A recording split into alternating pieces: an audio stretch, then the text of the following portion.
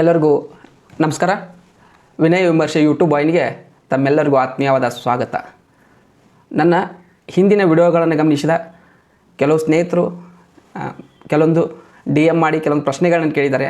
ಜೊತೆಗೆ ಕೆಲವು ಪುಸ್ತಕಗಳನ್ನು ಸಜೆಸ್ಟ್ ಮಾಡಲು ಕೇಳಿಕೊಂಡಿದ್ದಾರೆ. ಹೀಗಾಗಿ ಅವರ ಒಂದು ಇಚ್ಛೆಯ ಮೇರೆಗೆ ಕೆಲವು ಪುಸ್ತಕಗಳನ್ನು ನಿಮಗೆ ಪರಿಚಯ ಮಾಡಿಕೊಡ್ತಾ ಇದ್ದೀನಿ. ಆ ಪುಸ್ತಕಗಳು ಯಾವುವು ಅಂದರೆ ಕತೆ ಕುರಿತಾದ ಪುಸ್ತಕಗಳು ಅವಾಗಿವೆ ಅಂತ, ಕಥಾ ಸಾಹಿತ್ಯದ ಕುರಿತಾದ ಪುಸ್ತಕಗಳು ಅಂತ. ಕೆಲವು ಸ್ನೇಹಿತರು ಕೇಳ್ತಾಯಿದ್ರು, ನನ್ನಲ್ಲಿ ಒಂದು ವಸ್ತು ಇದೆ ಆದರೆ ಅದನ್ನು ಕತೆ ಮಾಡಲು ನನ್ನಿಂದ ಆಗ್ತಾ ಇಲ್ಲ ಅಂತ.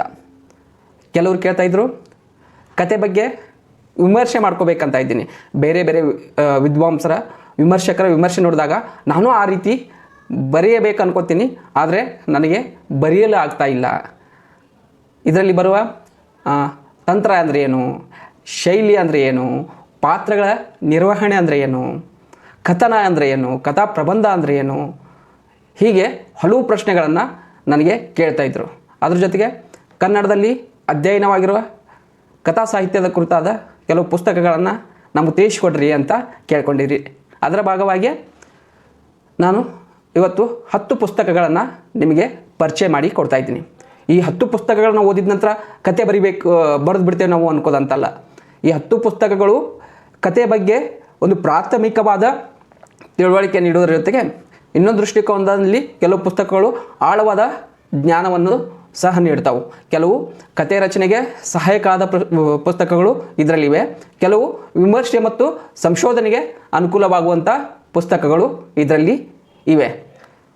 ಈಗ ನಾವು ನೇರವಾಗಿ ಪುಸ್ತಕಗಳನ್ನ ಪರಿಚಯ ಮಾಡ್ಕೋದಾದರೆ, ನಾನು ಮೊದಲಿಗೆ ಪರಿಚಯ ಮಾಡಿಕೊಡ್ತಿರೋ ಪುಸ್ತಕ GS ಅಮೂರ್ ಅವರ ಕಥನಶಾಸ್ತ್ರ ಅಂತೇಳಿ.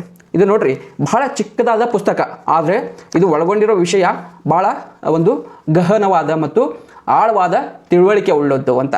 ಇದು ಯಾಕೆ ನಮಗೆ ಕಥೆಯನ್ನು ಅಧ್ಯಯನ ಮಾಡುವಾಗ ಮುಖ್ಯ ಆಗ್ತದಂದರೆ, ಇದರಲ್ಲಿ ಕತೆ ಅಂದರೆ ಏನು, ಕಥನ ಅಂದರೆ ಏನು, ಕಥನ ಕ್ರಿಯೆ ಅಂದರೆ ಏನು ಅನ್ನುವ ಚರ್ಚೆಗಳನ್ನು ಇವರು ಮಾಡ್ತಾರೆ. ಈ 3 ಕಥೆಯ ಘಟಕಗಳು, ಅವುಗಳನ್ನು ಇವರು ಭಾಳ ವಿವರವಾಗಿ ಇದರಲ್ಲಿ ಚರ್ಚೆ ಮಾಡ್ತಾ ಹೋಗ್ತಾರೆ. 9 ಅಧ್ಯಾಯ ಇರುವ ಈ ಪುಸ್ತಕ, ಇದು ನೋಡಲಿಕ್ಕೆ ಭಾಳ ಪುಟ್ಟದಾದ ಪುಸ್ತಕ ಇರ್ಬೋದು, ಆದರೆ ಇದನ್ನು ಓದೋದ್ರಿಂದ ಕಥೆಯನ್ನು ನಾವು ನೋಡುವ ಕ್ರಮ ಬದಲಾಗ್ತದೆ. ಯಾಕೆ ಬದಲಾಗ್ತದೆ ಅಂದರೆ, ಇದು ಸಣ್ಣ ಕಥೆಗಳ ಬಗ್ಗೆ ಒಂದು ತಾತ್ವಿಕ ಚಿಂತನೆ ಇದರಲ್ಲಿದೆ. ಈ 9 ಅಧ್ಯಾಯಗಳಲ್ಲಿ ಒಂದು ಕತೆ ಬಗ್ಗೆ ಇವರು ಚಿಂತನೆ ಮಾಡ್ತಾ ಹೋಗ್ತಾರೆ. ಅಂದರೆ ಕಥನ ಅಂದರೆ ಏನು, ಕಥೆಯಲ್ಲಿ ಏನೇನು ಅಡಗಿರ್ತದೆ, ಕಥನಶಾಸ್ತ್ರ ಬೆಳೆದು ಬಂದ ಬಗೆ, ಹೀಗೆ ಇದೊಂದು ಪ್ರಕಾರವನ್ನಾಗಿ ನಾವು ಯಾವಾಗಿನಿಂದ ಸ್ವೀಕರಿಸಿದ್ದೇವೆ, ಕಥೆಯ ಮಹತ್ವ ಏನು ಅನ್ನುವಂಥ ಅಂಶಗಳನ್ನು ಇಲ್ಲಿ ಇವರು ಚರ್ಚೆ ಮಾಡ್ತಾರೆ. ಇದ್ರ ಜೊತೆಗೆ ಒಂದೇ ಕತೆ ಬೇರೆ ಬೇರೆ ಮಾಧ್ಯಮಗಳ ಹಾಗೂ ಬೇರೆ ಬೇರೆ ಸಾಹಿತ್ಯ ಪ್ರಕಾರಗಳ ವಿಷಯವಾಗಬಲ್ಲದು ಅಂತ ತಿಳಿಸ್ಕೊಡ್ತಾರೆ. ಕತೆ ಅನ್ನೋದು ಇರ್ತದೆ, ಬೇರೆ ಬೇರೆ ಕಡೆ ಅದೊಂದು ನಾಟಕ ಆಗ್ಬೋದು, ಒಂದು ಚಲನಚಿತ್ರವಾಗ್ಬೋದು, ಒಂದು ಕಾವ್ಯ ಆಗ್ಬೋದು ಅಂತ ತಿಳಿಸಿ ಕೊಡ್ತಾರೆ. ಇಲ್ಲಿ ಇದನ್ನು ಹೇಳ್ತಾನೆ ಕಥಾ ಪ್ರಬಂಧ ಅಂದರೆ ಏನು ಅಂತೇಳಿ ಚರ್ಚೆ ಮಾಡ್ತಾರೆ. ಇವೆಲ್ಲದ್ರ ಜೊತೆಗೆ ಮಹತ್ವವಾಗಿ ಅವರು ಚರ್ಚೆ ಮಾಡೋದ್ರೆ ಏನಂದರೆ, ಈ ಕಥನ ಕ್ರಿಯೆ ಅಂತ, ಆ ಕತೆ ಕಟ್ಟಲಿಕ್ಕೆ ಹೋಗ್ತೀವಲ್ಲ ಅಲ್ಲಿ ನಡೆಯುವ ಕ್ರಿಯೆ ಬಗ್ಗೆ ಇವರು ಭಾಳ ಒಂದು ವಿದ್ವತ್ಪೂರ್ಣವಾಗಿ ಚರ್ಚೆಯನ್ನು ಮಾಡಿದ್ದಾರೆ ಅಂತ. ಕಥನ ಕ್ರಿಯೆಯಲ್ಲಿ ಬರುವ ಕಾಲ, ಪಾತ್ರ, ಕಥೆಯ ಕೇಂದ್ರ, ಕಥನದ ಸ್ತರಗಳು, ಕಥನಕಾರ, ಒಬ್ಬ ಕಥೆಗಾರನಿಗಿರಬೇಕಾದ ಲಕ್ಷಣಗಳೇನು, ಅದರ ಜೊತೆಗೆ ಭಾಷೆಯನ್ನು ಚರ್ಚೆ ಮಾಡ್ತಾರೆ. ಮುಖ್ಯವಾಗಿ ಕಥನಶಾಸ್ತ್ರದ ಮಹತ್ವ, ಅದನ್ನು ಬೆಳೆಸುವ ಬಗ್ಗೆ, ಅದನ್ನು ಸಾಹಿತ್ಯ ಪ್ರಕಾರವಾಗಿ ನಾವು ಮುಖ್ಯವಾಗಿ ತೆಗೆದುಕೊಂಡಿದ್ದ ಕಾರಣ, ಇಂಥ ಭಾಳಷ್ಟು ಅಂಶಗಳನ್ನು ಚರ್ಚೆ ಮಾಡಿಕೊಡ್ತಾ ಹೋಗ್ತಾರೆ. ನಾನು ಇದನ್ನು ಓದ್ತಾ ಇರುವಾಗ ಒಂದು ಅನಿಸಿದ್ದು ಏನಂದರೆ, ಭಾಳ ಮಹತ್ವದ ಯಾಕಾಯ್ತಂದರೆ, ಒಂದು ಪಾಶ್ಚಾತ್ಯ ಪರಿಕಲ್ಪನೆಯ ಬಹಳಷ್ಟು ಅಂಶಗಳನ್ನು ತರ್ತಾರೆ, ಆದರೆ ಅದಕ್ಕೆ ಉದಾಹರಣೆಯಾಗಿ ಕನ್ನಡದ ಪುಸ್ತಕಗಳನ್ನು, ಕನ್ನಡದ ಕಥೆಗಳನ್ನು ನೀಡ್ತಾರಲ್ಲ, ಹೀಗಾಗಿ ನಮಗೆ ಸುಲಭವಾಗಿ ಇದು ಅರ್ಥ ಆಗ್ತದೆ. ಆ ಉದಾಹರಣೆ ಮೂಲಕ ಪಾತ್ರಗಳ ಮಹತ್ವ, ಆ ಕಥೆಗಾರ ಹೇಗೆ ಕಟ್ಟಿಕೊಟ್ಟಿದ್ದಾನೆ ಅನ್ನೋದು ಹೇಳ್ತಾರಲ್ಲ, ಹೀಗಾಗಿ ಇದು ನಮಗೆ ಒಂದು ಮಹತ್ವದ ಕೃತಿಯಾಗಿ ಕಾಣ್ತದೆ. ಇದು ಓದಾಗ ಕೆಲವೊಮ್ಮೆ ಭಾಳಷ್ಟು ಪರಿಭಾಷೆಗಳು ಬರ್ತಾವೆ. ಈ ಪರಿಭಾಷೆ ಬಂದಾಗ ಕೆಲವೊಮ್ಮೆ ಇದು ಏನಂತಾರಂತ ಅರ್ಥ ಆಗಂಗಿಲ್ಲ. ಸೊ ಹೀಗಾಗಿ ಅದಕ್ಕೆ ಉತ್ತರವಾಗಿ ಕೊನೆಯಲ್ಲಿ ಒಂದು ಪದಕೋಶವನ್ನು ಇದರಲ್ಲಿ ಕೊಟ್ಟಿದ್ದಾರೆ, ಅದನ್ನು ಗಮನಿಸ್ಬೋದು. ಇಂಥ ಒಂದು ಶಾಸ್ತ್ರಕೃತಿಗೆ ಕೆಲವೊಮ್ಮೆ ಪರಿಭಾಷೆಗಳನ್ನು ಅನಿವಾರ್ಯವಾಗಿ ಬಳಸಬೇಕಾಗ್ತದೆ. ಹೀಗಾಗಿ ಅದನ್ನು ಓದಾಗ ನೀವು ಕೊನೆಗೆ ಹೋದರೆ ನಿಮಗೆ ಅದಕ್ಕೆ ಆ ಪರಿಭಾಷೆಗೆ ಒಂದು ಸರಳ ಒಂದು ಸಾಮಾನ್ಯ ಅರ್ಥ ನಿಮಗೆ ದೊರಕ್ತದೆ. ಹೀಗಾಗಿ ಇದೊಂದು ಕತೆ ಬಗ್ಗೆ ಅಧ್ಯಯನ ಮಾಡಬೇಕಂದವ್ರಿಗೆ ಅಥವಾ ಕಥನಶಾಸ್ತ್ರದ ಬಗ್ಗೆ ತಿಳ್ಕೊಬೇಕಂದವ್ರಿಗೆ ಇದೊಂದು ಭಾಳ ಮಹತ್ವದ ಕೃತಿಯಾಗಿದೆ ಅಂತ ನನಗೆ ಅನಿಸುತ್ತದೆ. ಅದೇ ರೀತಿಯಾಗಿ ಇನ್ನೊಂದು ಪುಸ್ತಕ GS ಅಮೂರ್ ಅವ್ರದ್ದೇ ಒಂದು ಪುಸ್ತಕ. ಅದು ಯಾವುದಂದರೆ ಕನ್ನಡ ಕಥನ ಸಾಹಿತ್ಯ ಸಣ್ಣ ಕತೆ ಅಂತ ಈ ಪುಸ್ತಕದ ಹೆಸರು. ಇದನ್ನು GS ಅಮೂರ್ ಅವರು ತುಂಬ ಶ್ರಮಪಟ್ಟು ಬಹಳ ದೀರ್ಘಕಾಲವರೆಗೆ ಕೆಲಸ ಮಾಡಿ ಈ ಕೃತಿಯನ್ನು ರಚನೆ ಮಾಡಿದ್ದಾರೆ. ಪ್ರಿಯದರ್ಶನ ಪ್ರಕಾಶನ ಬೆಂಗಳೂರು ಇವರು ಈ ಒಂದು ಕೃತಿಯನ್ನು ರಚನೆ ಮಾಡಿದ್ದಾರೆ. ಇದು ದೊಡ್ಡದಾದ ಕೃತಿ ಅನ್ನಿಸ್ಬೋದು. ಆದರೆ ಈ ಕೃತಿ ಒಟ್ಟು ಕನ್ನಡ ಸಾಹಿತ್ಯದಲ್ಲಿ ಬಂದಿರೋಂಥ ಕಥೆಗಾರರನ್ನ ಎಲ್ಲರನ್ನೂ ಒಂದು ಸಮೀಕ್ಷೆ ಮಾಡಿದೆ ಅನ್ನೋಕ್ಕಿಂತಲೂ ಆಳವಾಗಿ ಅಧ್ಯಯನ ಮಾಡಿದ್ದಾರೆ. ಈ ಕೃತಿಯನ್ನು ನೋಡಿದಾಗ ಕನ್ನಡ ಆಧುನಿಕ ಕಥಾ ಸಾಹಿತ್ಯ ಹೇಗೆ ಬಂತು ಅಂತ ನಮಗೆ ಸ್ಪಷ್ಟವಾಗಿ ಗೊತ್ತಾಗ್ತದೆ. ವಿಮರ್ಶೆ ಮಾಡೋರಿಗೆ, ಸಂಶೋಧನೆ ಮಾಡೋರಿಗೆ, ಕತೆ ಬರಿಬೇಕಂದವ್ರಿಗೆ ಬಹಳ ಸೂಕ್ಷ್ಮವಾದ ಒಳನೋಟಗಳನ್ನು ಈ ಕೃತಿ ನಮಗೆ ಒದಗಿಸಿ ಕೊಡ್ತದೆ ಅಂತ. ಇಲ್ಲಿ ಇದನ್ನು ನೋಡಿದಾಗ ಈ ಕೃತಿ ಓದಾಗ ಇಷ್ಟು ಒಂದು ಶ್ರಮದ ಕೆಲಸ ಇದೆ. ಎಲ್ಲ ಕಥೆಗಾರರನ್ನ ಒಂದು ಕಡೆ ಸೇರಿಸಿ ಎಲ್ಲ ಕಥೆಗಳನ್ನು ಸಂಗ್ರಹಿಸಿ ಒಂದು ವ್ಯಾಪಕವಾದ ಅಧ್ಯಯನ ಮಾಡೋದೈತಲ್ಲ, ಇಷ್ಟು ದೀರ್ಘವಾದ ಅಧ್ಯಯನ, ಅದಕ್ಕೆ ತುಂಬ ಶ್ರಮ ಬೇಕಾಗಿರ್ತದೆ, ಒಂದು ಆಳವಾದ ಅಧ್ಯಯನ ಬೇಕಾಗಿರ್ತದೆ. ಇಷ್ಟೊಂದು ಇಡೀ ಕನ್ನಡ ಸಾಹಿತ್ಯದಲ್ಲಿ ಕಥೆಗಳ ಕುರಿತು ಇಷ್ಟು ಸುದೀರ್ಘವಾಗಿ ಅಧ್ಯಯನ ಮಾಡಿದ ಕೃತಿ ಬೇರೆ ಒಂದಿಲ್ಲ. ಹೀಗಾಗಿ ಇದೊಂದು ಭಾಳ ಮಹತ್ವದ ಕೃತಿ ಆಗ್ತದೆ. ಇದು ನೋಡಲಿಕ್ಕೂ ಭಾಳ ಸುಂದರವಾಗಿ ಇದನ್ನು ಬೈಂಡ್ ಮಾಡಿದ್ದಾರೆ. ಈ ಕೃತಿಯನ್ನು ನೀವು ಓದೋದ್ರಿಂದ ಏನಾಗ್ತದೆ, ಒಟ್ಟು ಕನ್ನಡ ಸಾಹಿತ್ಯ ಪ್ರಕಾರದಲ್ಲಿ ಮುಖ್ಯವಾದ ಸಣ್ಣ ಕಥೆ ಹೇಗೆ ಬೆಳೆದು ಬಂತು, ಹೇಗೆ ವಸ್ತು ತಂತ್ರ ಸಂವೇದನೆಗಳು ಕಾಲಕಾಲಕ್ಕೆ ಬದಲಾದವು, ಪ್ರಮುಖ ಕಥೆಗಾರರು ಯಾರು, ಅವ್ರ ದೃಷ್ಟಿಕೋನ ಏನಾಗಿತ್ತು, ಅವ್ರು ಬಳಸಿದ ತಂತ್ರಗಳು ಯಾವುವು, ಅವ್ರು ಬಳಸಿದ ಶೈಲಿಗಳು ಯಾವುವು ಅನ್ನೋದನ್ನು ನಮಗೆ ಇದರಲ್ಲಿ ಗೊತ್ತಾಗ್ತದೆ. ಈ ಕೃತಿಯಲ್ಲಿ ಏನು ಮಾಡ್ತಾರೆ ಅಂದರೆ ಅವರು ಈ ವಸ್ತು ತಂತ್ರ ಸಂವೇದನೆಗಳನ್ನು ಇವು ಕ್ರಮೇಣ ಬದಲಾವಣೆ ಆಗ್ತಾ ಬಂದಲ್ಲ, ಇವ್ನ ಗಮನದಲ್ಲಿ ಇಟ್ಕೊಂಡು ಈ ಆಧುನಿಕ ಸಾಹಿತ್ಯವನ್ನು 3 ಘಟ್ಟಗಳಲ್ಲಿ ವಿಂಗಡಿಸ್ತಾರೆ. 1920ರಿಂದ 1950, ಎರಡನೇದು 1950ರಿಂದ 1970, ನಂತರದ್ದು 1970ರಿಂದ ಈಚೆಗೆ ಅಂಥೇಳಿ ಇವರು ಅದನ್ನು ಕಾಲಘಟ್ಟವಾಗಿ ತಮ್ಮ ಅಧ್ಯಯನಕ್ಕೆ ಅನುಕೂಲಕ್ಕಾಗಿ ಕಾಲಘಟ್ಟವಾಗಿ ವಿಂಗಡಿಸಿಕೊಂಡು ಈ ಒಂದು ಅಧ್ಯಯನ ಮಾಡಿದ್ದಾರೆ. ಇದರಲ್ಲಿ ಸುಮಾರು 19 ಅಧ್ಯಾಯಗಳು ಇವೆ. ಈ ಅಧ್ಯಾಯದಲ್ಲಿ ಮಧ್ಯದ ಏನಿದೆ ಕಥನ ಸಾಹಿತ್ಯ, ಕಥಾ ಪ್ರಬಂಧ, ಈ ಮೊದಲನೇ ಕೃತಿಗೆ ಪರಿಚಯ ಮಾಡಿದ್ದಿಲ್ಲ ಅದರದ ಆ ಕೃತಿಯ ಒಂದು ಸಂಕ್ಷಿಪ್ತ ರೂಪ ಇದರಲ್ಲಿದೆ. ಅದರ ಜೊತೆಗೆ ಪ್ರಾರಂಭದ ಕಥೆಗಾರರು ಮತ್ತು ಆ ಪ್ರಾರಂಭದ ಕಥೆಗಾರರಾದ ಪಂಜಮಂಗೇಶ್ವರಯ್ಯ, ಕೆರೂರು ವಾಸುದೇವಾಚಾರ್ಯ ಹಾಗೂ ಮಾಸ್ತಿ, ಹೀಗೆ ಬಹಳಷ್ಟು ಜನರನ್ನು ಇವರು ಇದರಲ್ಲಿ ಅಧ್ಯಯನ ಮಾಡಿದ್ದಾರೆ. ಅದರ ಜೊತೆಗೆ ಇತ್ತೀಚೆಗೆ ಬರೆಯುವಂಥ ಮುಗೊಳ್ಳಿ ಗಣೇಶ್ ಅವರು, ಅಮರೇಶ್ ನುಗುಡಣಿ, ಹಾಗೆ ವೈದೇಹಿ, ಜಯಂತ್ ಕಾಕಿಣಿ, ವಿವೇಕ್ ಶಾನ್ಭಾಗ್, ಯಾರು ಮಹತ್ವದ ಕಥೆಗಾರರಂತ ಏನು ಗುರುತಿಸಿಕೊಂಡಿದ್ದಾರಲ್ಲ ಅವರೆಲ್ಲರನ್ನೂ ಸಹ ಈ ಅಧ್ಯಯನದಲ್ಲಿ ತಂದಿದ್ದಾರೆ. ಹೀಗಾಗಿ ಇದೊಂದು ಕತೆ ಬಗ್ಗೆ ಅಧ್ಯಯನ ಮಾಡೋರಿಗೆ ಒಂದು ಮಹತ್ವದ ಪುಸ್ತಕವಾಗಿ ನಮ್ಮ ಎದುರಿಗೆ ಇದೆ ಅಂತ. ಸಣ್ಣ ಕಥೆಗಳ ಬಗ್ಗೆ ತಿಳಿದುಕೊಳ್ಳಬೇಕೆನ್ನೋರಿಗೆ ಇನ್ನೊಂದು ಮಹತ್ವದ ಪುಸ್ತಕ ಯಾವುದಂದರೆ ಅದು ಇತ್ತೀಚೆಗೆ ಪ್ರಕಟವಾದ ಸಣ್ಣ ಕತೆ ಆಶಯ ಮತ್ತು ಆಕೃತಿ ಅಂತ. ಇದನ್ನು ಎಸ್ ದಿವಾಕರ್ ಅವರು ಸಂಪಾದನೆ ಮಾಡಿದ್ದಾರೆ. ಪ್ರಿಸಮ್ ಬುಕ್ಸ್ ಪ್ರೈವೇಟ್ ಲಿಮಿಟೆಡ್ ಇವರು ಇದನ್ನು ಪ್ರಕಟಣೆ ಮಾಡಿದ್ದಾರೆ. ಈ ಕೃತಿ ಭಾಳ ವಿಶಿಷ್ಟವಾದ ಕೃತಿ.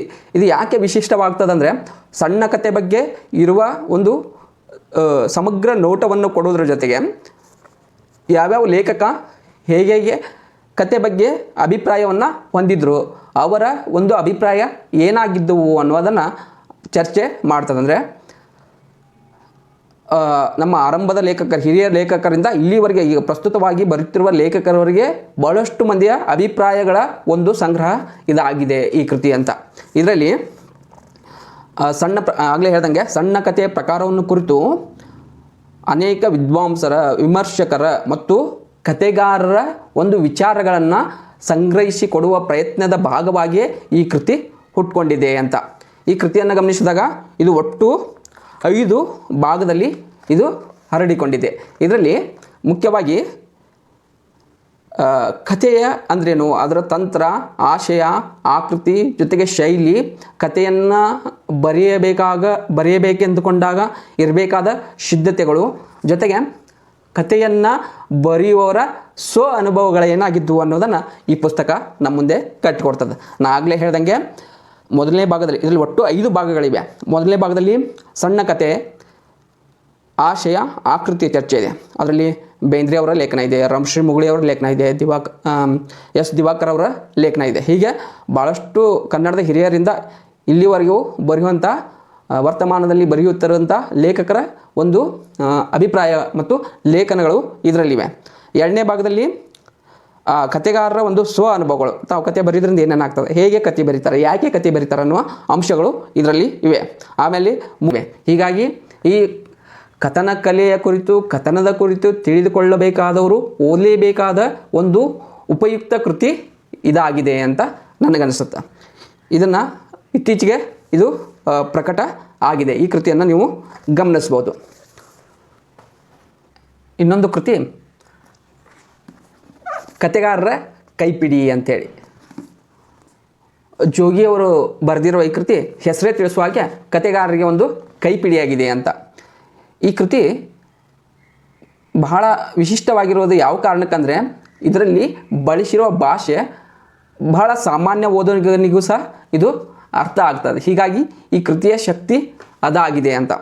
ಈ ಕೃತಿಯನ್ನು ಓದ್ತಾ ಹೋದಾಗ ಬಹಳಷ್ಟು ಪ್ರಶ್ನೆಗಳಿಗೆ ಉತ್ತರ ದೊರಕ್ತವು. ಇಲ್ಲಿ ಕತೆ ಅಂದರೆ ಏನು, ನಾನು ಕತೆ ಬರಿಬೋದಾ ಅಂತ ಕೆಲವರಿಗೆ ಪ್ರಶ್ನೆಗಳಿರ್ತವೆ. ಕಥೆಯಲ್ಲಿ ಏನಿರಬೇಕು, ಬೇರೆ ಬೇರೆ ಕಥೆಗಳನ್ನು ಬೇರೆ ಬೇರೆ ಶೈಲಿಯ ಕಥೆಗಳನ್ನು ಒಬ್ಬನೇ ಬರೀಬಹುದಾ ಅಂತ, ಇಂಥ ಬಹಳಷ್ಟು ಪ್ರಶ್ನೆಗಳಿಗೆ ಉತ್ತರಗಳನ್ನು ನೀಡುವ ಒಂದು ಪ್ರಯತ್ನದ ಭಾಗವಾಗಿ ಈ ಕೃತಿಯನ್ನು ಅವರು ರಚಿಸಿದ್ದಾರೆ. ಅವರು ನಿರಂತರವಾಗಿ ಬರವಣಿಗೆಯಲ್ಲಿ ತೊಡಗಿಕೊಂಡು ತಮಗಾದ ಅನುಭವಗಳನ್ನು, ತಾವು ಬರೆಯುವಾಗ ಎದುರಿಸಿದ ಸವಾಲುಗಳನ್ನು, ಅದನ್ನು ಪರಿಹರಿಸಿಕೊಂಡ ಬಗೆಗಳನ್ನು ಇದರಲ್ಲಿ ಕಟ್ಟಿಕೊಟ್ಟಿದ್ದಾರೆ. ಆದರೆ ಒಂದು ಕತೆ ಬರೆಯುವ ಬಗ್ಗೆ ಅಥವಾ ಕಥನ ಕಟ್ಟೋದ್ರ ಬಗ್ಗೆ ಒಂದು ಸುದೀರ್ಘವಾದ ಅನುಭವ ಇರ್ತದಲ್ಲ, ಅದು ಇಲ್ಲಿ ಮೂರ್ತ ರೂಪವಾಗಿ ನಮ್ಮ ಕಣ್ಣು ಮುಂದೆ ಇದೆ. ಇದನ್ನು ಓದಿ ಜೋಗಿಯವರೇ ಹೇಳುವ ಹಾಗೆ ಇದನ್ನು ಓದಿದ ತಕ್ಷಣ ನಿಮ್ಮ ಕತೆ ಬರೀಲಿಕ್ಕೆ ಬರ್ತದ ಅಂತ ಅರ್ಥ ಅಲ್ಲ. ಆದರೆ ಖಂಡಿತವಾಗಿದು ಕತೆ ಬಗ್ಗೆ ಆಸಕ್ತಿಯನ್ನು ಹುಟ್ಟಿಸ್ತದ ಅಂತ. ಈ ಪುಸ್ತಕವನ್ನು ನೋಡ್ತಾ ಹೋದಾಗ ಇದರಲ್ಲಿ ಒಟ್ಟು 3 ಭಾಗಗಳನ್ನು ಅವರು ಮಾಡಿದ್ದಾರೆ. ಆ 3 ಭಾಗಗಳಲ್ಲಿ ಏನೇನಿದೆ ಅಂದರೆ, 1ನೇ ಭಾಗದಲ್ಲಿ ಜೋಗಿಯವರೇ ಏನು ಮಾಡ್ತಾರೆ, ಲೇಖನಗಳನ್ನು ಬರೆದಿದ್ದಾರೆ. ಅವು ಯಾವಂದರೆ ಕತೆ ಕುರಿತಾದ ಲೇಖನಗಳು. ಅಲ್ಲಿ ಹೇಗೆಂದರೆ ಹೇಗೆ ಕತೆ ಬರೆಯುವುದು, ಯಾಕೆ ಕತೆ ಬರೆಯುವುದು, ಕತೆ ಅಂದರೆ ಏನು, ಕತೆಯ ಬೀಜ ಯಾವುದು, ಅಲ್ಲಿ ಕತೆ ಬರೆಯೋಕ್ಕೆ ಇರಬೇಕಾದ ಸಿದ್ಧತೆ ಏನು, ಪಾತ್ರ ಏನು ಅನ್ನುವ ಒಂದು ಉತ್ತರ ರೂಪವಾದ ಒಂದು ಬರವಣಿಗೆ ಇವರ ಒಂದು ಮೊದಲ ಭಾಗದಲ್ಲಿ ಇದೆ. ಇನ್ನು 2ನೇ ಭಾಗದಲ್ಲಿ ಕತೆ ಕೂಟ ಎಂಬ ಸದಸ್ಯರ ಜೊತೆಗೆ ನಡೆಸಿದ ಪ್ರಶ್ನೋತ್ತರಗಳಿವೆ. ಅದರಲ್ಲಿ ಭಾಳಷ್ಟು ಜನ ಅವ್ರಿಗೆ ಪ್ರಶ್ನೆಯನ್ನು ಮಾಡ್ತಾರೆ. ಕತೆ ಅಂದರೆ ಏನು, ಕತೆಗೆ ಹೇಗೆ ಸಿದ್ಧತೆಯನ್ನು ಮಾಡ್ಕೋಬೇಕು, ಆಮೇಲೆ ನಾನು ಕತೆ ಬರಿಬಹುದಾ, ಕತೆ ಬರೆಯುವಾಗ ಎದುರಾಗುವ ತೊಡಕುಗಳೇನು, ಸವಾಲುಗಳೇನು ಅಂಥೇಳಿ ಅವರು ಭಾಳಷ್ಟು ಪ್ರಶ್ನೆ ಮಾಡ್ತಾರೆ. ಅದಕ್ಕೆ ಲೇಖಕರು ಉತ್ತರ ಕೊಡ್ತಾ ಹೋಗಿದ್ದಾರೆ. ಅದೊಂದು ಪ್ರಶ್ನೋತ್ತರ ಮಾದರಿಯಲ್ಲಿ 2ನೇ ಭಾಗವನ್ನು ಗಮನಿಸ್ತೀವಿ. ಇನ್ನು ಇದರ ಒಂದು 3ನೇ ಭಾಗವನ್ನು ಗಮನಿಸೋದಾದರೆ, ಕನ್ನಡದ 12 ಕತೆಗಳಿಗೆ ಇವರು ಟಿಪ್ಪಣಿಯನ್ನು ಬರೀತಾರೆ ಲೇಖಕರು. ಯಾಕಂದರೆ 1ನೇ ಭಾಗದಲ್ಲಿ ಕತೆ ಬರೆಯೋದು ಹೇಗೆ ಅಂತ ಹೇಳಿಕೊಟ್ರೆ, 2ನೇ ಭಾಗದಲ್ಲಿ ಹಲವು ಪ್ರಶ್ನೆಗಳಿಗೆ ಉತ್ತರ ನೀಡ್ತಾರೆ. 3ನೇ ಭಾಗದಲ್ಲಿ ಒಂದು ವಿಮರ್ಶೆಗೆ ತೊಡಗಬೇಕಂದ್ರೆ, ಒಂದು ಕತೆ ಬಗ್ಗೆ ಸಂಶೋಧನೆ ಮಾಡಬೇಕಂದ್ರೆ, ಕಥೆಯನ್ನು ಭಿನ್ನವಾಗಿ ಹೇಗೆ ಅರ್ಥ ಮಾಡ್ಕೋಬೇಕು ಅನ್ನೋ ಅರ್ಥದಲ್ಲಿ ಕೆಲವು ಮಾದರಿಗಳನ್ನು ಇವರು ಕೊಡ್ತಾರೆ. ಅದರಲ್ಲಿ ಅಂಬರೀಷ್ ನುಗುಡವಣಿಯವರ ಕತೆ ಇರ್ಬೋದು, ವಿವೇಕ ಶಾನ್ಭಾಗರ ಕತೆ ಇರ್ಬೋದು, ಬೇರೆ ಬೇರೆ ಕಥೆಗಳನ್ನು ತೆಗೆದುಕೊಂಡು ಆ ಕಥೆಗಳಿಗೆ ಲೇಖಕರು ಟಿಪ್ಪಣಿ ಬರೆದಿದ್ದನ್ನು ನಾವು ಗಮನಿಸ್ತೇವೆ. ಹೀಗಾಗಿ ಸಾಮಾನ್ಯ ಓದುಗನು ಓದ್ತಾ ಹೋದಾಗ ನಮಗೆ ಭಾಳಷ್ಟು ಕಥೆಯ ಕುರಿತಾದ ಅಂಶಗಳನ್ನು ಈ ಒಂದು ಪುಸ್ತಕ ಒದಗಿಸಿಕೊಡ್ತದೆ. ಇದನ್ನು ಓದ್ತಾ ಹೋದಾಗ ಕತೆ ಬಗ್ಗೆ ಇರಬಹುದಾದಂಥ ಅಥವಾ ಇರುವ ಭಾಳಷ್ಟು ಪ್ರಶ್ನೆಗಳಿಗೆ ಉತ್ತರ ನಮಗೆ ದೊರಕ್ತದೆ. ಇದನ್ನು ಸಾವಣ್ಣ ಪ್ರಕಾಶನದವರು ಪ್ರಕಟ ಮಾಡಿದ್ದಾರೆ. ಇತ್ತೀಚೆಗೆ ಬಂದ ಕೃತಿ ಇದಾಗಿದೆ. ಇದನ್ನು ನೀವು ತೆಗೆದುಕೊಂಡು ಓದ್ಬೋದು. ಕತೆ ಬರೀಬೇಕಂತ ಅಂದ್ಕೊಂಡವರು ಈ ಕೃತಿಯನ್ನು ಒಂದು ಸಲ ಗಮನಿಸಿ. ಕತೆ ಬಗ್ಗೆ ತಿಳಿಸಿಕೊಡುವ ಇನ್ನೊಂದು ಮಹತ್ವದ ಪುಸ್ತಕ ಎಸ್.ಎಲ್. ಭೈರಪ್ಪನವರ ಕತೆ ಮತ್ತು ಕಥಾವಸ್ತು ಅನ್ನೋದು. ಇದು ತುಂಬ ಹಿಂದೆ ಅಂದರೆ 1969ರಲ್ಲಿ ಪ್ರಕಟವಾದ ಕೃತಿ ಇದಾಗಿದೆ ಅಂತ. ಈಗ ನಿರಂತರವಾಗಿ ಈ ಕೃತಿ ಪ್ರಕಟ ಆಗ್ತಾನೆ ಇದೆ. ಇದರಲ್ಲಿ 3 ಲೇಖನಗಳಿವೆ. ಈ 3 ಲೇಖನಗಳು ಏನೇನು ಹೇಳ್ತಾವೆ ಅಂದರೆ, ಒಂದು ಸಾಹಿತ್ಯದಲ್ಲಿ ಐತಿಹಾಸಿಕತೆ ಮತ್ತು ಸಮಕಾಲೀನತೆ ಅಂತ ಒಂದು ಲೇಖನ ಇದೆ. ಮೌಲ್ಯ ಸ್ವರೂಪ ಮತ್ತು ಸಾಹಿತ್ಯ ಅಂತ ಒಂದು ಲೇಖನ ಇದೆ. ಇನ್ನೊಂದು ಕತೆ ಮತ್ತು ಕಥಾವಸ್ತು ಅನ್ನುವ ಒಂದು ಲೇಖನ ಇದರಲ್ಲಿದೆ. ಇಲ್ಲಿ ಸಾಹಿತ್ಯದಲ್ಲಿ ಐತಿಹಾಸಿಕತೆ ಮತ್ತು ಸಮಕಾಲೀನತೆ ಅನ್ನುವ ಲೇಖನದಲ್ಲಿ ಅದು ಸಮಕಾಲೀನತೆ ಅಂದ್ರೇನು, ಐತಿಹಾಸಿಕ ಸತ್ಯ ಅಂದ್ರೇನು, ಇತಿಹಾಸ, ಜೀವನ ಚರಿತ್ರೆ ಮತ್ತು ಆತ್ಮವೃತ್ತಾಂತಗಳು ಎಂದರೇನು ಅಂತ ಆಳವಾಗಿ ಇವರು ಚರ್ಚೆ ಮಾಡ್ತಾರೆ. ಅದ್ರ ಜೊತೆಗೆ 2ನೇ ಒಂದು ಲೇಖನದಲ್ಲಿ ಮೌಲ್ಯ ಸ್ವರೂಪ ಮತ್ತು ಸಾಹಿತ್ಯ ಅನ್ನುವ ಲೇಖನದಲ್ಲಿ ಮೌಲ್ಯ ಅಂದ್ರೇನು, ಅವುಗಳ ಸ್ವರೂಪ ಎಂಥದ್ದು ಎಂದು ಅವರು ಚರ್ಚೆ ಮಾಡ್ತಾರೆ. ನಮಗೆ ಮುಖ್ಯವಾಗಿ ಬೇಕಾಗಿರೋಂಥ ಅಂಶ ಅಂದರೆ ಕತೆ ಮತ್ತು ಕಥಾವಸ್ತು ಅನ್ನುವ ಲೇಖನ. ಈ ಲೇಖನದಲ್ಲಿ ಕತೆ ಎಂದರೇನು, ಕತೆಗಾರ ಯಾರು ಅಂತ ಚರ್ಚೆ ಮಾಡ್ತಾ ಅನುಭವದಿಂದ ರೂಪುಗೊಂಡಿದ್ದು ಅಷ್ಟೇ ಕಥೆಯ ಅನ್ನುವ ಒಂದು ಪ್ರಶ್ನೆ ಇಟ್ಕೊಂಡು ಇವರು ಚರ್ಚೆ ಮಾಡ್ತಾರೆ. ಅದ್ರ ಜೊತೆಗೆ ಕಥಾವಸ್ತುವಿನ ಸ್ವರೂಪ ಮತ್ತು ಅದರ ಗುಣ ಏನು ಅನ್ನೋದನ್ನು ಇದರಲ್ಲಿ ಅವರು ವಿವೇಚನೆ ಮಾಡಿದ್ದನ್ನು ನಾವು ಗಮನಿಸ್ತೇವೆ. ಅದರ ಜೊತೆಗೆ ಕಥಾವಸ್ತುಗೆ ರೂಪವನ್ನು ಕೊಡುವುದು ಮತ್ತು ಅದರ ವಿವರಗಳು, ಔಚಿತ್ಯ ಅನೌಚಿತ್ಯಗಳನ್ನು ನಿರ್ಣಯಿಸುವುದು ಹೇಗೆ, ಅದು ಹೇಗೆ ಅಭಿಯುಕ್ತ ಆಗ್ತದೆ ಅನ್ನುವ ಒಂದು ಆಳವಾದ ಚರ್ಚೆಯನ್ನು ಇವರು ಈ ಕೃತಿಯಲ್ಲಿ ಮಾಡಿದ್ದಾರೆ. ಅದರ ಜೊತೆಗೆ ವಸ್ತು ಹೇಗೆ ಬೌದ್ಧಿಕವಾಗಿರ್ತದೆ, ಅದೇ ಮುಂದೆ ಹೇಗೆ ಸೃಜನಶೀಲಾತ್ಮಕವಾಗಿ ಪರಿವರ್ತನೆ ಆಗ್ತದೆ ಅನ್ನೋದನ್ನು ಚರ್ಚೆ ಮಾಡ್ತಾ ತನ್ನ ಕಲೆಯಲ್ಲಿ ಆಳವಾದ ಶ್ರದ್ಧೆಯನ್ನಿಟ್ಟಿರುವ ಲೇಖಕನಲ್ಲಿ ಕಥಾದರ್ಶನವು ಜೀವನ ದರ್ಶನವೇ ಆಗಿರ್ತದೆ ಅನ್ನುವ ಒಂದು ನಿರ್ಣಯಕ್ಕೆ ಬರ್ತಾರೆ. ಇದೊಂದು ಕಥೆಯ ಕುರಿತು, ಕಥಾವಸ್ತುವಿನ ಕುರಿತು, ಕಥಾ ಸ್ವರೂಪದ ಕುರಿತು ಭಾಳಷ್ಟು ಆಳವಾಗಿ ಚರ್ಚೆ ಮಾಡಿದಂತಹ ಕೃತಿ ಇದಾಗಿದೆ. ಇದನ್ನು ಕತೆ ಬಗ್ಗೆ ಸಂಶೋಧನೆ ಮಾಡೋರು ಅಥವಾ ವಿಮರ್ಶೆ ಮಾಡಬೇಕೆಂದವರು ಈ ಕೃತಿಯನ್ನು ಓದ್ಬೋದಾಗಿದೆ ಅಂತ. ಇನ್ನೊಂದು ಮಹತ್ವದ ಪುಸ್ತಕ ಸಂರಚನಾವಾದ ಅಂಥೇಳಿ. ಇದನ್ನು ಕಿಕ್ಕೇರಿ ನಾರಾಯಣ ಅವರು ಬರೆದಿದ್ದಾರೆ. ಇದರಲ್ಲಿ ಒಟ್ಟು 6 ಲೇಖನಗಳಿವೆ. ಈ 6 ಲೇಖನದಲ್ಲಿ ಮೊದಲನೇ ಲೇಖನ ಸಂರಚನಾವಾದದ ಕುರಿತು ಚರ್ಚೆ ಮಾಡ್ತದೆ. ಸಂರಚನಾವಾದ ಅಂದರೆ ಏನು ಅಂದರೆ ಆ ಪಠ್ಯಗಳ ಪ್ರಾಮುಖ್ಯತೆಗಳೇನು, ಅವುಗಳನ್ನು ಕಟ್ಟುವುದು ಹೇಗೆ. ಈಗ ಮನುಷ್ಯ ಏನಾದರೂ ಒಂದು ಅರ್ಥ ಮಾಡ್ಕೋಬೇಕಂದ್ರೆ ಅದಕ್ಕೆ ರಚನೆಗಳ ಮೂಲಕವಾಗಿ ಅದನ್ನು ಅರ್ಥ ಮಾಡ್ಕೋತಾನೆ. ಹೀಗಾಗಿ ಒಂದು ಸ್ಟ್ರಕ್ಚರ್ ಅನ್ನೋದು ಬೇಕು. ಅದಕ್ಕಾಗಿ ಇವರು ಒಂದು ಪಠ್ಯ ಹೇಗೆ ರಚನೆಗೊಳ್ತದೆ, ಅದರ ಉತ್ಪತ್ತಿ ಹೇಗಾಗ್ತದೆ ಅನ್ನೋದನ್ನು ಚರ್ಚೆ ಮಾಡ್ತಾ ಹೋಗ್ತಾರೆ. ಇಲ್ಲಿ ಕಥನಕ ಈ ಅಂಶಗಳನ್ನು ವಿವಿಧ ಪಾಶ್ಚಾತ್ಯರ ಹಿನ್ನೆಲೆಯಲ್ಲಿ ಚರ್ಚೆ ಮಾಡ್ತಾರೆ. ಭಾಳಷ್ಟು ಪಾಶ್ಚಾತ್ಯ ವಿದ್ವಾಂಸರು ಈ ಕತೆ ಕುರಿತು ಏನು ಚರ್ಚೆ ಮಾಡಿದಾರಲ್ಲ ಅವರನ್ನು ತೆಗೆದುಕೊಂಡು ಬಂದು ಇದರಲ್ಲಿ ಚರ್ಚೆ ಮಾಡಿದ್ದನ್ನು ಗಮನಿಸ್ತೇವೆ. ಇಲ್ಲಿ ಡೆರಿಡಾ ಆಗಿರ್ಬೋದು, ಫೂಕೋ ಆಗಿರ್ಬೋದು, ಹೀಗೆ ಯಾರು ಸಂರಚನಾವಾದಿ ಬಗ್ಗೆ ಚರ್ಚೆ ಮಾಡಿದಾರಲ್ಲ ಅವರ ಒಂದು ವಿಷಯನ ಪ್ರಸ್ತಾಪಿಸ್ತಾ ಭಾಳ ಸ್ಪಷ್ಟವಾದ ಒಂದು ಮಾಹಿತಿಯನ್ನು ನಮಗೆ ನೀಡ್ತಾರೆ. ಇಲ್ಲಿ ಕುತೂಹಲ ಸೂಚಕ ಅಂದ್ರೇನು, ಧ್ವನ್ಯಾರ್ಥಕ ಸೂಚಕ ಅಂದ್ರೇನು, ಕ್ರಿಯಾ ಸೂಚಕ ಅಂದ್ರೇನು, ಸಂಸ್ಕೃತಿ ಸೂಚಕ ಅಂದ್ರೇನು, ಹೀಗೆ ಬಹಳಷ್ಟು ಅಂಶಗಳನ್ನು ಇದರಲ್ಲಿ ಚರ್ಚೆ ಮಾಡ್ತಾರೆ. ಈ 6 ಲೇಖನದಲ್ಲಿ ಒಂದು ಮಹತ್ವವಾದ ಲೇಖನ ಯಾವುದಂದರೆ ಚದುರಂಗರ ಉಯ್ಯಾಲೆ ಕುರಿತು ಅವರು ಬರೆದಿರುವ ಲೇಖನ. ಅಲ್ಲಿ ಅವರು ತಂತ್ರ ನಿರ್ವಹಣೆ ಅಂತ ಬರ್ತಾರೆ. ಚದುರಂಗರ ಉಯ್ಯಾಲೆ ತಂತ್ರ ನಿರ್ವಹಣೆ ಅಂತ.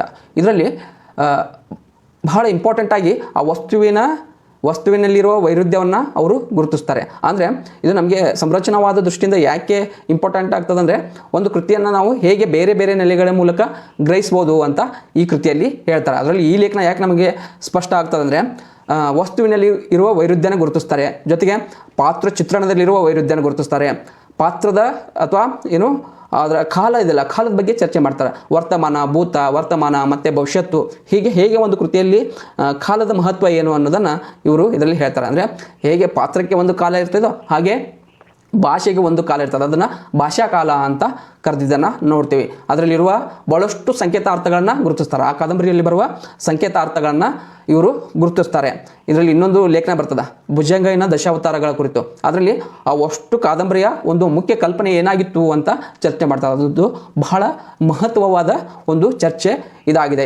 ಈ ಕೃತಿ ಏನೇನು ಹೇಳ್ಕೊಡ್ತಾರೆ ಅಂದರೆ ಒಂದು ಸ್ಟ್ರಕ್ಚರ್ ಹೇಗಿರಬೇಕು. ನಾವು ಆಶಯ ಮತ್ತು ಆಕೃತಿಯನ್ನು ಚರ್ಚೆ ಮಾಡ್ತಿರ್ತೇವಲ್ಲ, ಭಾಳ ಮಂದಿ ಕೇಳ್ತಿರ್ತಾರೆ ಆಶಯ ಅಂದ್ರೇನು, ಆಕೃತಿ ಅಂದರೆ ಏನು ಅಂತ. ಅದಕ್ಕೆ ಉತ್ತರ ರೂಪವಾಗಿ ನಾವು ಈ ಪುಸ್ತಕವನ್ನು ಗಮನಿಸ್ಬೋದು ಅಂತ. ಇನ್ನೊಂದು ಪುಸ್ತಕ ಕಥನ ಕವನ ಅಂತ. ಇದನ್ನು ಎಚ್.ಎಸ್. ವೆಂಕಟೇಶ ಮೂರ್ತಿಯವರು ಬರೆದಿದ್ದಾರೆ. ಯಾಕೆ ನಾನು ಈ ಪುಸ್ತಕವನ್ನು ಪರಿಚಯ ಮಾಡಿಕೊಡ್ತಾ ಇದ್ದೀನಿ ಅಂದರೆ ಇದರಲ್ಲಿ ಕಥನದ ಕುರಿತು ಬಹಳ ಮುಖ್ಯವಾದ ಅಂಶಗಳನ್ನು ಇವರು ಚರ್ಚೆ ಮಾಡ್ತಾರೆ. ಕಥನ ಕವನ ಹೇಗೆ ಬೆಳೆದು ಬಂತು ಅಂದರೆ ಇಲ್ಲಿ ಕಾವ್ಯದ ಮೂಲಕ ಹೇಳೋದು ನಾವು ಪರಂಪರೆಯಿಂದ ನೋಡ್ತಾ ಬಂದಿದ್ದೇವೆ. ಹೀಗಾಗಿ ಆ ಪರಂಪರೆಯಲ್ಲಿರುವ ಕಥನ ಕಟ್ಟುವ ಬಗೆಗಳು ಇದರಲ್ಲಿ ಇವರು ಹೇಳ್ತಾರೆ. 8 ಅಧ್ಯಾಯಗಳಲ್ಲಿ ಇದನ್ನು ವಿಂಗಡಿಸಿದ್ದಾರೆ. ಇಲ್ಲಿ ಭಾಳ ಮಹತ್ವದ ಒಂದು ಪುಸ್ತಕ ಆಗಿ ನಮಗೆ ಇದು ಕಾಣ್ತದೆ. ಇಲ್ಲಿ ಕಥನ ಕವನ ಅಂದರೆ ಏನು, ಅದರ ವ್ಯಾಖ್ಯ, ಅದರ ರೂಪ, ಅದರ ಸ್ವರೂಪ ಹೀಗೆ ಕೊಡ್ತಾ ಹೋಗ್ತಾರೆ. ಅದರ ಜೊತೆಗೆ ಕಥನ ಕವನ ಕನ್ನಡ ಕಾವ್ಯದ ಒಂದು ಪ್ರಮುಖ ಪ್ರಭೇದವಾಗಿದ್ದು ಅದರ ಸ್ವರೂಪ, ಬೆಳವಣಿಗೆ, ಕಾಲಕಾಲಕ್ಕೆ ವಸ್ತು ಶೈಲಿಯಲ್ಲಿ ಆದ ಬದಲಾವಣೆಗಳನ್ನು ಇದರಲ್ಲಿ ಕೊಡುವ ಒಂದು ತಾತ್ವಿಕ ಚಿಂತನೆಯ ಒಂದು ಪುಸ್ತಕ ಇದು ಆಗಿರ್ತದೆ ಅಂತ. ಇಲ್ಲಿ 8 ಅಧ್ಯಾಯಗಳದ ಅಂತ ಆಗಲೇ ಹೇಳಿದ್ನಲ್ಲ, ಅಲ್ಲಿ ನಮಗೆ ಇದರಲ್ಲಿ ಮುಖ್ಯವಾಗಿ ಕಥನ ಅಂದರೆ ಏನು, ಕಥೆ ಅಂದ್ರೇನು, ಪದ್ಯರೂಪ ಅಂದ್ರೇನು, ಕಾವ್ಯತ್ವ ಅಂದ್ರೇನು ಅಂತ ನಮಗೆ ಇವರು ತಿಳಿಸ್ಕೊಡ್ತಾರೆ. ಅಂದರೆ ಪ್ರಾಚೀನ ಕಾಲದಿಂದಲೂ ಈಗ ಆಧುನಿಕ ಕಾಲದವರೆಗೆ ಹೇಗೆ ಕಥನ ಕವನ ಬೆಳೆದು ಬಂತು ಅನ್ನುವ ಒಂದು ಮಹತ್ವದ ಚರ್ಚೆಯನ್ನು ಇದರಲ್ಲಿ ಇವರು ಮಾಡಿದ್ದನ್ನು ಗಮನಿಸ್ತೇವೆ. ಈ ಕಥನ ಕವನ ಬಗ್ಗೆ, ಕಥನ ಅಂದರೆ ಏನು ಅನ್ನೋದ್ರ ಬಗ್ಗೆ ಒಂದು ಅಧ್ಯಯನ ಮಾಡೋರಿಗೆ ಒಂದು ಭಾಳ ಉಪಯುಕ್ತವಾದ ಕೃತಿ ಇದಾಗಿದೆ ಅಂತ. ಇನ್ನೊಂದು ಪುಸ್ತಕ ಓದುವ ದಾರಿಗಳು ಅಂತ. ಇದನ್ನು ಗಿರಡ್ಡಿ ಗೋವಿಂದರಾಜ್ ಅವರು ಸಂಪಾದನೆ ಮಾಡಿದ್ದಾರೆ. ಕರ್ನಾಟಕ ಸಾಹಿತ್ಯ ಅಕಾಡೆಮಿಯಿಂದ ಈ ಒಂದು ಪುಸ್ತಕ ಪ್ರಕಟವಾಗಿದೆ. ನೋಡಿ, ಓದುವ ದಾರಿಗಳು ಅಂತ ಎಷ್ಟು ಒಂದು ಅರ್ಥಪೂರ್ಣವಾದ ಶೀರ್ಷಿಕೆ ಇದಕ್ಕೆ ಕೊಟ್ಟಿದ್ದಾರೆ. ಅಂದರೆ ಓದು ಎಷ್ಟು ರೂಪದಲ್ಲಿ ಇರ್ತದೆ, ನಾವು ಒಂದು ಕೃತಿಯನ್ನು ಹೇಗೆ ಪ್ರವೇಶಿಸ್ಬೋದು, ಪ್ರವೇಶಿಸಿದ ನಂತರ ಹೇಗೆ ಅದನ್ನು ಅರ್ಥ ಮಾಡ್ಕೋಬೋದು ಅನ್ನುವ ರೀತಿಯಲ್ಲಿ ಇದರಲ್ಲಿ ಕಟ್ಟಿಕೊಟ್ಟಿದ್ದಾರೆ. ಇದು ಯಾಕೆ ವಿಶಿಷ್ಟವಾಗಿ ನಮಗೆ ಈ ಕೃತಿ ಕಾಣ್ತದಂದರೆ ಇದು ಒಂದು ಆನ್ವಯಿಕ ವಿಮರ್ಶೆ ಆಗಿದೆ.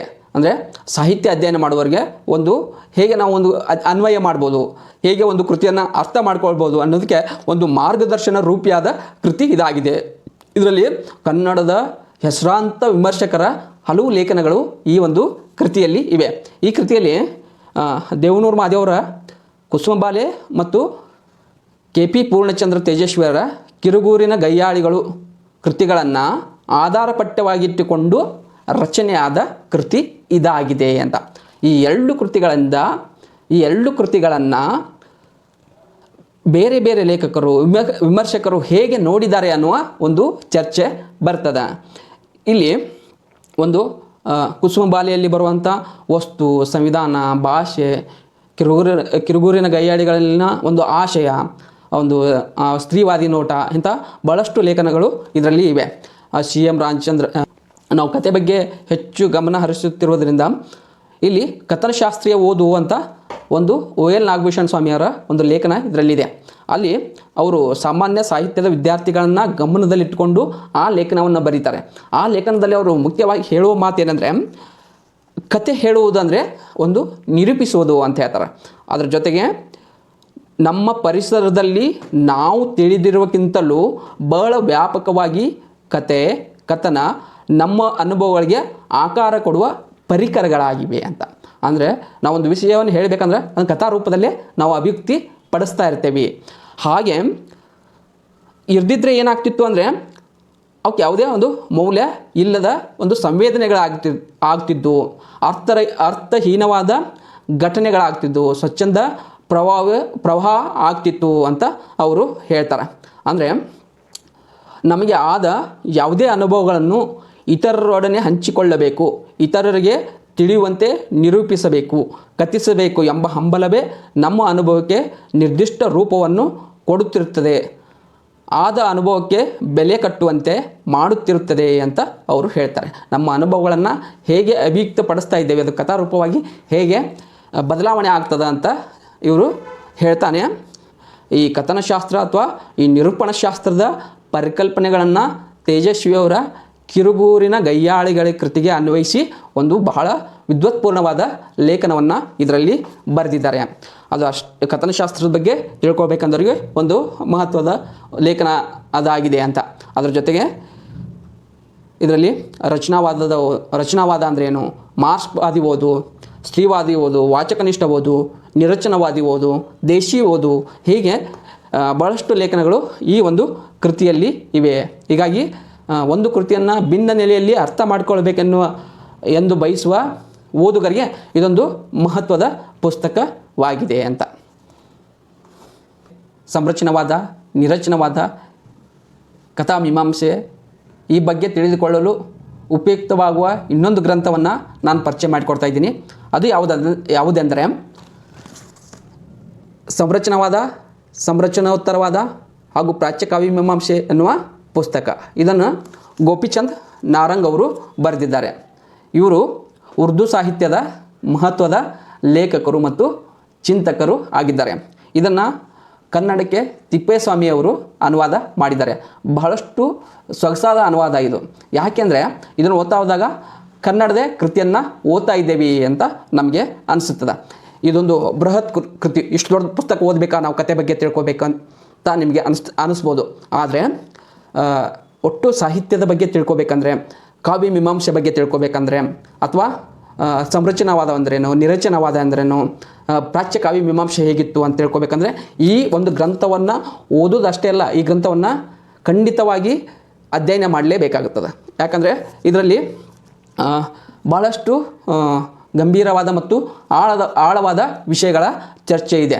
ಇಲ್ಲಿ ಇವರು ಯಾಕೆ ಇಷ್ಟೊಂದು ಆಳವಾಗಿದೆ ಅಂದರೆ, ಇವರು ವಿಮರ್ಶೆ, ಸಂಶೋಧನೆ, ಸಾಹಿತ್ಯ, ಭಾಷಾ ವಿಜ್ಞಾನ ಈ ಕ್ಷೇತ್ರಗಳಲ್ಲಿ ಒಂದು ವಿಶಿಷ್ಟ ಸಿದ್ಧಿಯನ್ನು ಸಾಧಿಸಿರುವ ವಿದ್ವಾಂಸರು ಗೋಪಿಚಂದ್ ನಾರಂಗ್ ಅವರು ಆಗಿದ್ದಾರೆ. ಹೀಗಾಗಿ ಬಹಳಷ್ಟು ವಿಷಯಗಳನ್ನು ತಂದು ಒಂದು ಪರಿಕಲ್ಪನೆಯನ್ನು ನಮಗೆ ಸ್ಪಷ್ಟಪಡಿಸುವ ಪ್ರಯತ್ನವನ್ನು ಮಾಡ್ತಾ ಇದ್ದಾರೆ ಅಂತ.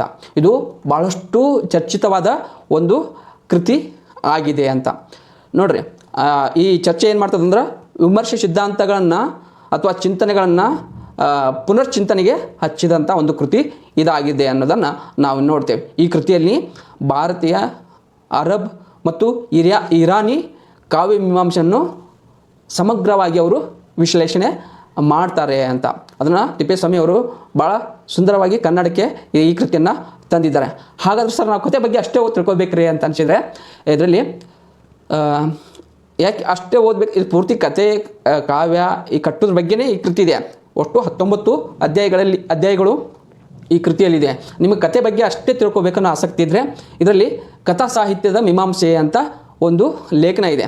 ಅಲ್ಲಿ ಈ ಕತೆ ಬಗ್ಗೆ ಚರ್ಚೆ ಮಾಡ್ತಾರೆ. ಈ ಕಥನ ಪ್ರಬಂಧಗಳ ಬಗ್ಗೆ ಅಥವಾ ಆ ಸಂರಚನಾವಾದಿ ಪದ್ಧತಿ ಬಗ್ಗೆ ವಿಶೇಷವಾಗಿ ಅದರಲ್ಲಿ ಒಂದು ಚರ್ಚೆಯನ್ನು ಮಾಡ್ತಾರೆ. ಹೀಗಾಗಿ ಈ ಕೃತಿಯನ್ನು ಸಂರಚನಾ ಸ್ಟ್ರಕ್ಚರ್ ಬಗ್ಗೆ ತಿಳ್ಕೊಬೇಕು ಅನ್ನೋದಾದರೆ ಈ ಕೃತಿಯನ್ನು ಖಂಡಿತವಾಗಿ ಓದಲೇಬೇಕಾದಂಥ ಒಂದು ಮಹತ್ವದ ಕೃತಿಯಾಗಿ ನಮಗೆ ಈ ಕೃತಿ ಕಂಡು ಬರ್ತದೆ ಅಂತ. ನಾನು ಪರಿಚಯ ಮಾಡಿಕೊಡ್ತಿರುವ 10ನೇ ಕೃತಿ ಶೈಲಿಶಾಸ್ತ್ರ ಅಂತ. ಇದನ್ನು ಕಥನಶಾಸ್ತ್ರದ ಹಾಗೆ ಒಂದು ಪುಟ್ಟ ಕೃತಿ ಆದರೂ ಶೈಲಿ ಬಗ್ಗೆ ಭಾಳಷ್ಟು ಅಂಶಗಳನ್ನು ನಮಗೆ ತಿಳಿಸ್ಕೊಡ್ತದೆ. ಕೆ.ವಿ. ನಾರಾಯಣ್ ಅವರು ಈ ಕೃತಿಯನ್ನು ರಚನೆ ಮಾಡಿದ್ದಾರೆ. ಕರ್ನಾಟಕ ಸಾಹಿತ್ಯ ಅಕಾಡೆಮಿಯಿಂದ ಈ ಒಂದು ಕೃತಿ ಪ್ರಕಟ ಆಗಿದೆ. ಈ ಒಂದು ಕೃತಿಯಲ್ಲಿ ಶೈಲಿಶಾಸ್ತ್ರದ ಪರಿಕಲ್ಪನೆಗಳನ್ನು, ಪರಿಕರಗಳನ್ನು, ತಾತ್ವಿಕ ನಿಲುವುಗಳನ್ನು ಸಂಕ್ಷಿಪ್ತವಾಗಿ ನಮಗೆ ಕಟ್ಟಿ ಕೊಡ್ತಾರೆ. ಈಗ ನಾವು ಶೈಲಿ ಅಂದರೆ ನಾವು ನಿನ್ನ ಮಾತನಾಡೋ ಶೈಲಿ ಬೇರೆ ಇದೆ, ನಿನ್ನ ಉಡುಗೆ ಶೈಲಿ ಬೇರೆ ಇದೆ ಅಂತ ಹೇಳ್ತಲ್ಲ, ಒಂದು ಸ್ಟೈಲ್ ಅಂತ ಗುರುತಿಸ್ತೇವಲ್ಲ, ಆ ಅರ್ಥದಲ್ಲಿ ಸಾಹಿತ್ಯದಲ್ಲಿ ಶೈಲಿ ಅಂದರೆ ಏನು ಅನ್ನೋ ಒಂದು ಚರ್ಚೆ ಇದರಲ್ಲಿ ಮಾಡ್ತಾರೆ. ಇದರಲ್ಲಿ ಮುಖ್ಯವಾಗಿ ಶೈಲಿ ಅಂದ್ರೇನು, ಸಾಹಿತ್ಯದ ಶೈಲಿ, ಅಲ್ಲಿ ಭಾಷಾಶಾಸ್ತ್ರ ಚಿಂತನೆಗಳನ್ನು ವಿವೇಚನೆ ಮಾಡ್ತಾರೆ. ಕಾವ್ಯ, ಅದರ ಭಾಷೆ, ಕಥನ ಶೈಲಿ, ನಾಟಕ ಶೈಲಿ, ಶೈಲಿಶಾಸ್ತ್ರ, ಅದರ ಮಿತಿಗಳು, ಅದಕ್ಕೆ ಪೂರಕವಾದ ಟಿಪ್ಪಣಿಗಳು, ಜೊತೆಗೆ ಈ ಶೈಲಿಶಾಸ್ತ್ರವನ್ನು ನಾವು ಇನ್ನೂ ಆಳವಾಗಿ ಅರ್ಥ ಮಾಡ್ಕೋಬೇಕಂದ್ರೆ ನಮ್ಮ ಮುಂದಿನ ಓದಿಗೆ ಕೆಲವು ಕೃತಿಗಳನ್ನು ಇದರಲ್ಲಿ ಅವರು ಸಜೆಸ್ಟ್ ಮಾಡ್ತಾರೆ. ಯಾವ ಕೆಲವೊಂದು ಕೇವಲ ಶೈಲಿ ಅಂದ್ರೇನು, ವರ್ಣನೆ, ವ್ಯಾಖ್ಯಾನ ಹೇಗೆ ಅದು ಪರಿವರ್ತನೆ ಆಗ್ತದೆ ಅನ್ನೋದನ್ನು ಇದರಲ್ಲಿ ಕಟ್ಟಿಕೊಡ್ತಾ ಹೋಗ್ತಾರೆ. ಆ ಶೈಲಿಯ ಒಂದು ವಿಶಿಷ್ಟ ಲಕ್ಷಣ ಏನು, ಅದರಲ್ಲಿ ಪಾರಂಪರಿಕ ಚಿಂತನೆಗಳನ್ನು ಹೇಳ್ತಾರೆ. ಭಾರತೀಯ ಮತ್ತು ಪಾಶ್ಚಾತ್ಯದ ಒಂದು ಪಾರಂಪರಿಕ ಚಿಂತನೆಗಳನ್ನು ಹೇಳ್ತಾ ಒಳರಚನೆ ಅಂದರೆ ಏನು, ಒಂದು ಸಾಹಿತ್ಯದ ಒಂದು ಕೃತಿಯ ಹೊರರಚನೆ ಅಂದ್ರೇನು, ಅದ್ರ ಜೊತೆಗೆ ನಿತ್ಯದ ಭಾಷೆ ಅಂದ್ರೇನು, ಒಂದು ಕಲೆಗೆ ಬಳಸುವ ಭಾಷೆ ಅಂದ್ರೆ ಏನು, ಹೀಗೆ ಭಾಳಷ್ಟು ಅಂಶಗಳನ್ನು ಇದರಲ್ಲಿ ಚರ್ಚೆ ಮಾಡ್ತಾರೆ. ನಾನು ಡಿಟೇಲ್ಡಾಗಿ ಹೇಳ್ತಾ, ವಿಶಿಷ್ಟ ಲಕ್ಷಣ, ಭಾರತೀಯ ಮತ್ತು ಪಾಶ್ಚಾತ್ಯ ಪಾರಂಪರಿಕ ಚಿಂತನೆಗಳೇನಾಗಿದ್ದು, ಮತ್ತು ಒಂದು ರಚನೆಯಲ್ಲಿ ಒಳರಚನೆ ಅಂದ್ರೇನು, ಹೊರರಚನೆ ಅಂದ್ರೇನು, ನಿತ್ಯದ ಭಾಷೆ ಅಂದ್ರೇನು, ಕವಿತೆ ಭಾಷೆ ಅಂದ್ರೇನು, ಕಥನದ ಭಾಷೆ ಅಂದ್ರೇನು, ಒಂದು ಕಲೆಯ ಭಾಷೆ ಅಂದ್ರೇನು, ಹೀಗೆ ಹಲವು ವಿಚಾರಗಳನ್ನು ಇದರಲ್ಲಿ ಇವರು ಚರ್ಚೆ ಮಾಡಿದ್ದನ್ನು ನಾವು ಗಮನಿಸ್ತೇವೆ. ಕಥನ ಬರೆಯೋರಿಗೆ ಅಥವಾ ಕತೆ ಬರೆಯೋರಿಗೆ ಶೈಲಿ ಬಗ್ಗೆ ನನ್ನ ಯಾವುದು ಶೈಲಿ ಇದೆ ಅಥವಾ ನಾವು ಯಾವ ಶೈಲಿಯಲ್ಲಿ ಬರಿತಾ ಇದ್ದೀನಿ ಅನ್ನುವ ಪ್ರಾಥಮಿಕ ತಿಳುವಳಿಕೆ ಇರ್ತದೆ. ಆದರೆ ಆಳವಾಗಿ ತಿಳಿದುಕೊಳ್ಳಬೇಕನ್ನೋರಿಗೆ ಇದೊಂದು ಮಹತ್ವದ ಪುಸ್ತಕ ಆಗ್ತದೆ ಅನ್ನೋದನ್ನು ನಾವು ಗಮನಿಸ್ತೇವೆ. ಹೀಗೆ ಇಲ್ಲಿವರೆಗೆ ನಾನು 10 ಪುಸ್ತಕಗಳನ್ನು ನಿಮಗೆ ಪರಿಚಯ ಮಾಡಿಕೊಟ್ಟೆ. ಪ್ರತಿಯೊಂದು ಪುಸ್ತಕವನ್ನು ಓದಿದಾಗ ಒಂದೊಂದು ಕೃತಿ ಒಂದೊಂದು ವಿಶಿಷ್ಟವಾದ ಅಂಶಗಳನ್ನು ಹೇಳ್ತಾವೆ. ಈ ವಿಡಿಯೋ ದೀರ್ಘ ಆಗ್ತದನ್ನೋ ಕಾರಣಕ್ಕಾಗಿ ನಾನು ಬಹಳಷ್ಟು ಸಂಕ್ಷಿಪ್ತವಾಗಿ ಪರಿಚಯ ಮಾಡಿಕೊಡಲು ಪ್ರಯತ್ನ ಮಾಡಿದ್ದೀನಿ. ಈ ಪುಸ್ತಕಗಳನ್ನು ಖಂಡಿತವಾಗಿ ತೆಗೆದುಕೊಂಡು ಓದಿ. ಕತೆ ಬಗ್ಗೆ ಆಸಕ್ತಿ ಇದ್ದರೆ, ಸಾಹಿತ್ಯದ ಬಗ್ಗೆ ಒಲವಿದ್ದರೆ ಅಥವಾ ಸಾಹಿತ್ಯದಲ್ಲಿ ಅಧ್ಯಯನ ಮಾಡ್ತಾಯಿದ್ರೆ ಬಹಳ ಪ್ರಮುಖವಾದ ಪುಸ್ತಕಗಳು ಇವು ಆಗಿವೆ ಅಂತ ಹೇಳ್ತಾ, ಇಲ್ಲಿವರೆಗೂ ನನ್ನ ವಿಡಿಯೋವನ್ನು ನೋಡಿದ ಕೇಳಿಸಿಕೊಂಡ ನಿಮಗೆ ಅನಂತ ಧನ್ಯವಾದಗಳು. ಇನ್ನೊಂದು ಪುಸ್ತಕದೊಂದಿಗೆ ಮುಂದಿನ ವಿಡಿಯೋದಲ್ಲಿ ಸಿಗ್ತೀನಿ. ಅಲ್ಲಿವರೆಗೂ ನಮಸ್ಕಾರಗಳು.